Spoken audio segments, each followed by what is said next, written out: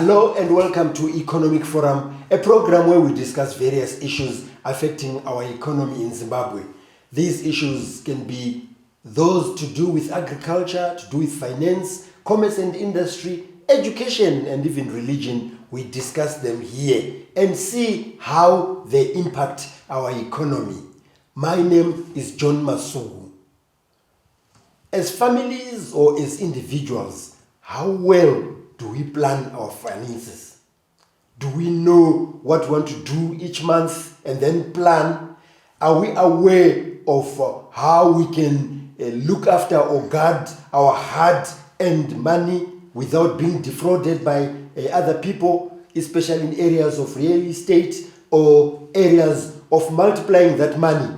So these are some of the things that we want to discuss as we look at the importance of financial literacy to individuals as well as to families. And to help us do that, we have invited Jonah Mungoshi, a management consultant, and in the past I used to know you, Jonah, as a success coach. I don't know how that disappeared. And you've also written books in that area of motivational speaking.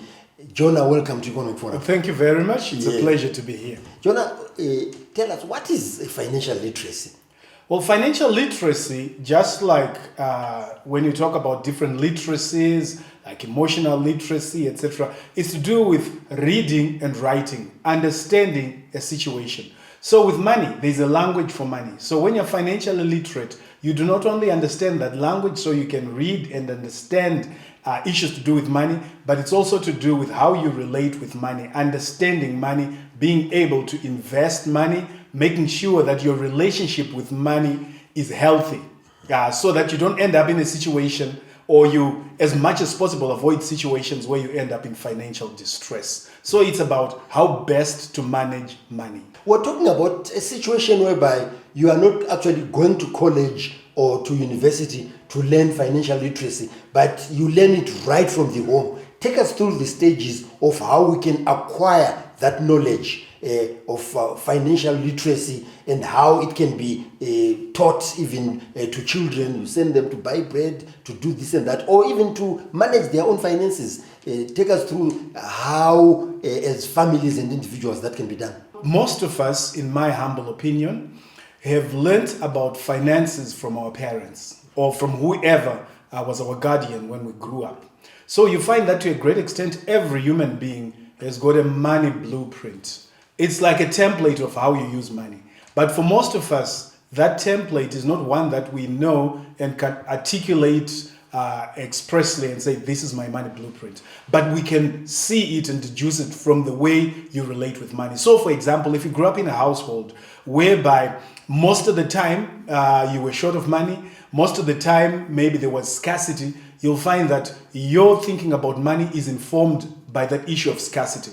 If you grew up in a homestead maybe where there was recklessness as far as money is concerned, there's a very high probability that you'll also be quite reckless. So the first thing really is for us as individuals, especially if we're adults, to take a long, hard look at ourselves and say, what relationship do I have with money? And there are a few things that can show you how well you relate with money. So for example, some people say money talks, right? If you find your money has got very limited vocabulary, and it always says goodbye the moment you get it, your relationship with money is not healthy. How much of your money do you retain? A lot of people, the moment they get money, they are busy enriching others.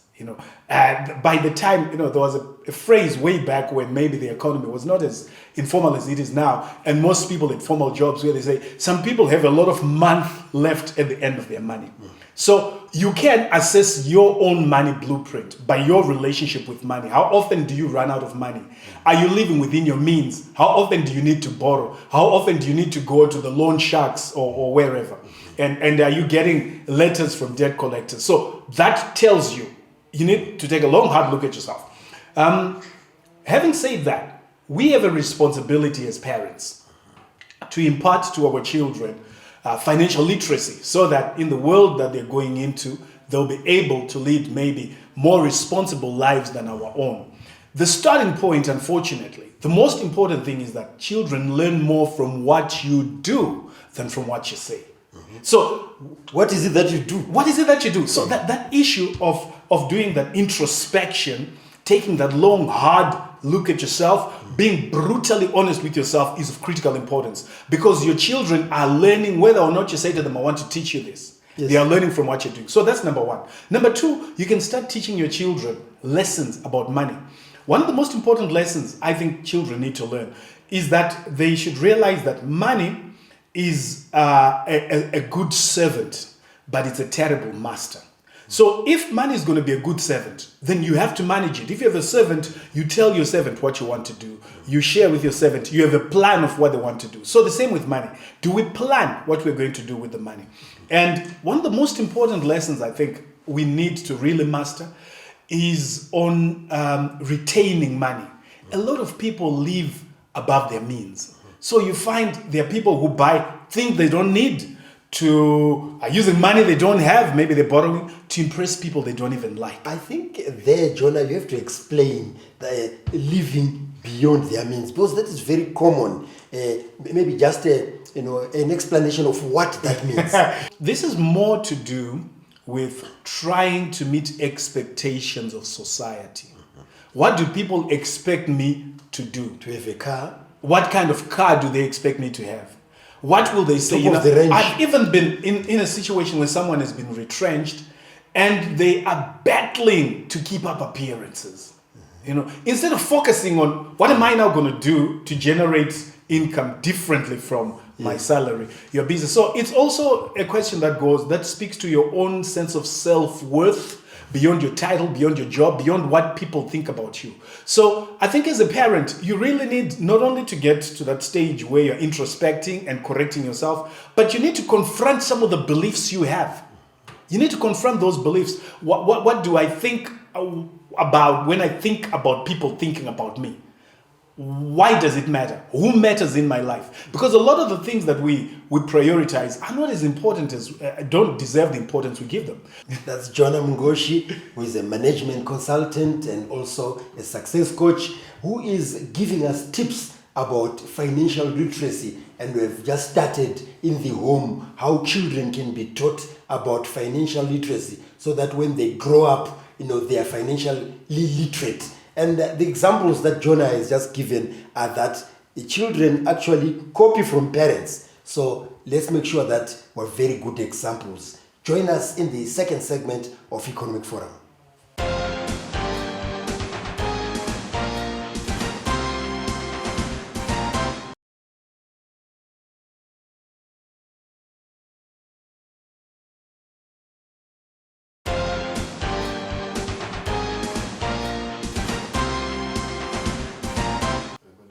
We are now in the second segment of Economic Forum, where today we are talking about financial literacy with our guest, Jonah Mungoshi.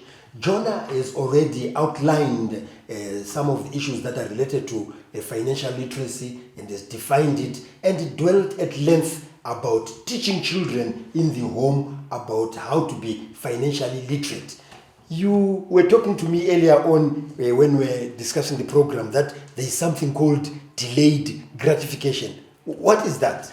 Delayed gratification is the ability to wait to gratify yourself or to fulfill yourself in order to get something bigger later on. So as a parent, this is important. You need to teach your children delayed gratification.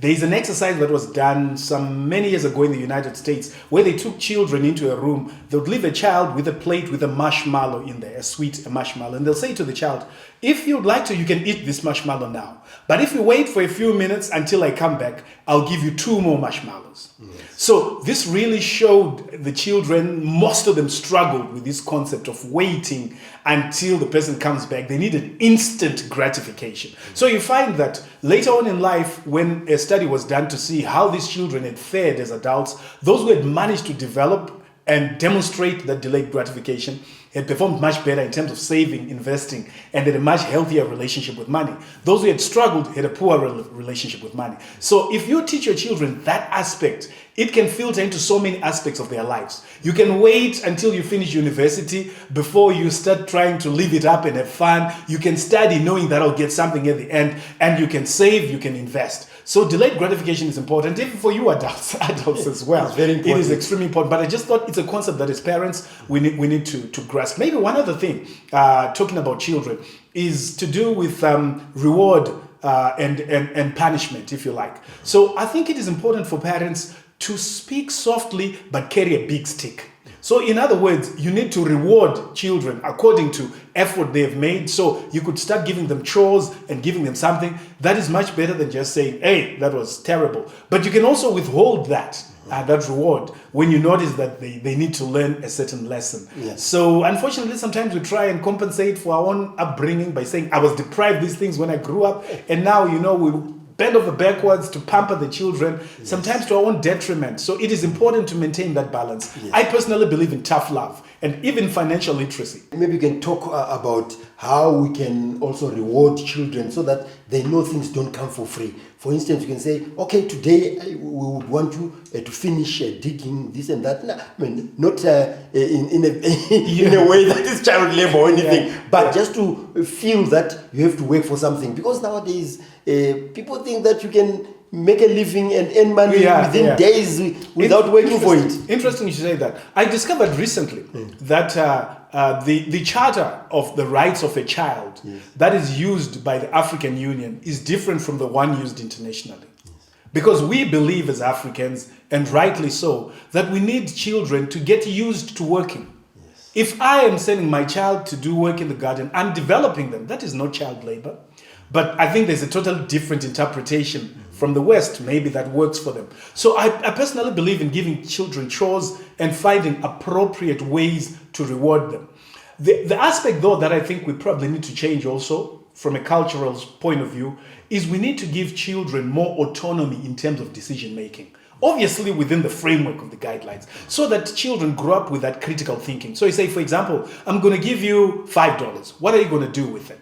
And then they start saying, maybe this, and then you say, but if you do this, do you see the repercussions? This will do this will do that. Do you still want, and even encouraging them with the delayed gratification. I'll be giving you your pocket money, maybe $5 every month, but tell you what, if you save it for 3 consecutive months, I'll give you an extra $5 and make it 20. You are now teaching that child delayed gratification. And also teaching them accountability. Exactly. Yeah, because that is something that lacks in our lives if we're not taught to be accountable for things that we do. But let's get back to parents. We're talking about living beyond means. At times, we do spend just to please members of the family. We know at a funeral, when Jonah has not arrived, things will not move. At a wedding, we know when we say now it's time for brothers to give their gifts, and we see Jonah standing up, he's going to give hundreds of dollars. Yet, maybe your wife and children will be knowing that you don't have that money. Talk about that. Yeah. I think the most important thing is, number one, whatever money you get, pay yourself first. Whatever money, it doesn't matter, whatever amount you get, pay yourself first. What we mean by pay yourself first? Take some money and say, this is for me, for my family, for my future. If out of every dollar you get, even if you pay yourself 10 cents, in the fullness of time, that will work for you. So that money, doesn't matter what you do, but try and use that money when it reaches a certain level to generate more income. And by generating more income, don't get me wrong, I'm not talking of get rich quick schemes. I'm not talking of Ponzi schemes, because you will lose. A few people will gain. It's like gambling, but most people will lose. And worse still, you could also end up in big trouble if you have brought people into a Ponzi scheme. I know there's something that has happened recently. But I'm saying find a viable route to invest that money, one that you understand. Now, this is very important. Don't put money into something you don't understand. I was in trouble a few years ago when I was on radio, and I spoke against, not against, but I voiced my skepticism about a business that was apparently booming at that point, Zihuta. People were talking, and I was saying, looking at this business model, I'm not seeing how it will generate the kind of returns that people are talking about. Well, I guess I was proven right, because within a short period of time, that whole arrangement collapsed. So Just very briefly, for those who were not yet born at that time, what was this about? So there was this excitement about quail birds, and there were the health benefits of the type of meat that it has, the eggs, and then there was a whole industry that formed. People were training others. Those are the people who made money, training or maybe just selling you your starter kit for it. But what I questioned was that the viability was questionable. If I looked at the costs you would incur and then the prices at which they say you're going to sell these things, it didn't match. I didn't see sufficient market numbers buying these eggs and this meat at this price. So you need to understand the business model, understand it fully. And if something, so that's number one, understand business model. Number two, if something sounds too good to be true, well, I'm like, listen, John, within a matter of 2 months, we'll double your investment. And then another 2 months, we'll quadruple it. Don't go for it. If it sounds too good to be true, it probably is. This is where you need to use critical thinking. That's Jonah Mungoshi, a management consultant, a writer, and also a success coach, giving us tips about financial literacy. Very good examples there that you are giving us, Jonah. So join us in the third and final segment of Economic Forum, where today we are discussing the importance of financial literacy.